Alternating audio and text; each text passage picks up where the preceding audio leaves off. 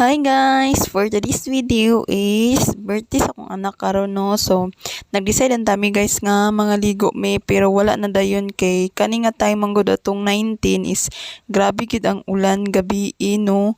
So, mo to siya nga nagplano mi nga mag-overnight swimming pero tulo ka pula mong gadtuan is close gyud naantay isa pero malas pa jud kay sa tanan kay nanay nakauna sa amua. So, ni ana tong nagbantay dadto nga dili daw kuno pasagulan. So, mo to nagdesisyon na lang gid mi nga kanang dili na lang mi mag-overnight kanang diri na lang sa balay kay among magintang plano mag-overnight kay bahala gamay ra mig handa importante malingaw ning mga igsuon ako nga nag-adto sa balay og mga igagaw.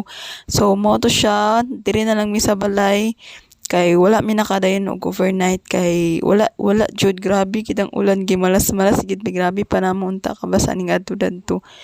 Tapos mo ni siya no